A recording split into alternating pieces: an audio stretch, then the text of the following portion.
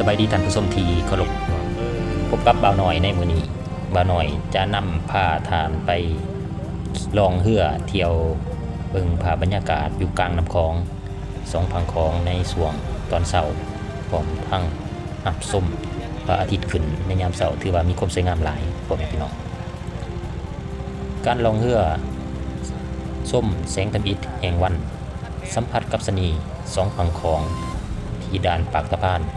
ท่าปากแซงถ้าท่านกำลังสอบหาประสบการณ์การเดินทางที่เรียบง่ายแต่เต็มไปด้วยมนต์เสน่ห์และความทรงจำที่แสนพิเศษการเดินทางข้ามชายแดนด้วยเรือน้อยระหว่างท่าด่านปากตะพานเมืองลำเพ็งแขวงสารวัตรประเทศลาวและท่าปากแซงอำเภอนาตาลจังหวัดอุบลราชธานีประเทศไทยแม้นสิ่งที่ท่านบ่ควรพลาด 1. บรรยากาศในยามเช้าที่แสนจะสดชื่นการเริ่มต้นมือใหม่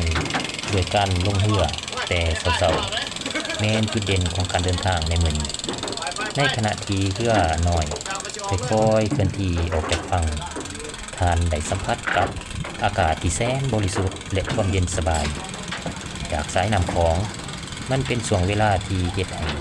จิตใจเย็นสบายสงบห่างจากความวุ่นวายของตัวเมือง 2. เรายังสามารถชมพระอาทิตย์เทิงพื้นน้ำเป็นไฮไลท์ที่สวยงามที่สุดคือการได้ชมพระอาทิตย์ขึ้นแสงธรรมอิฐอ่อนๆที่ค่อยๆโผล่ขึ้นจากขอบฟ้า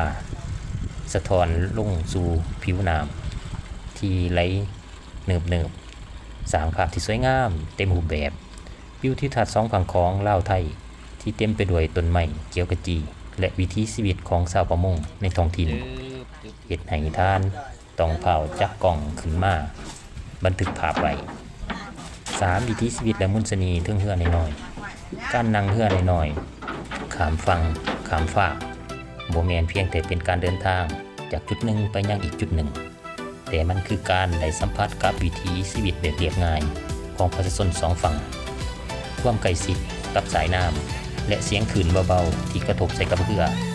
เฮ็ดให้เฮามีความรู้สึกที่เป็นกันเองและอบอุ่น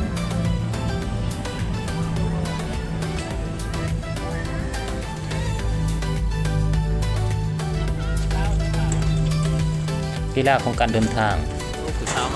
ใครที่จะเดินทางก่อนมาฮอดแต่เช้าประมาณ 6:00 น. หา 6:30 เพื่อให้ท่านกับพระอาทิตย์ขึ้นตอนนี้ป้าน้อยก็นั่งขาเรือเนาะ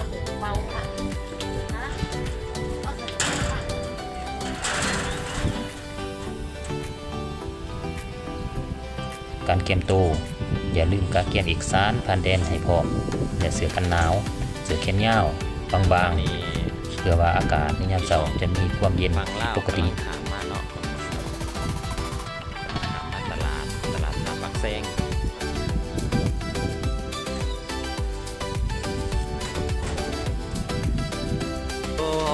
ปลาแก้วเขาก็มากินอยู่ก็ลืมซื้อ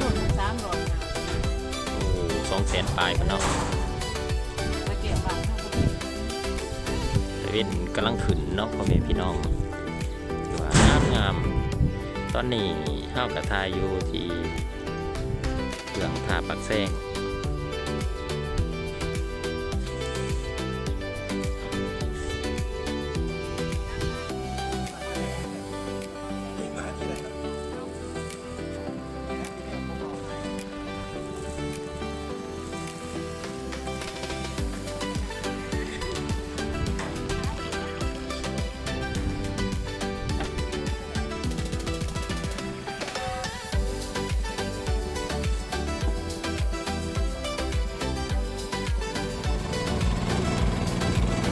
การเดินทาง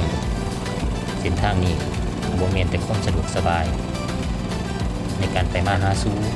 แต่เป็นการเปิดมุมมองใหม่ๆให้กับชีวิตถ้าท่านมีโอกาสได้ไปเยี่ยมยามเมืองละครเพ่งก็อย่าลืมสละเวลาไปลองเรือชมความงามด้วยตนเองในยามเช้า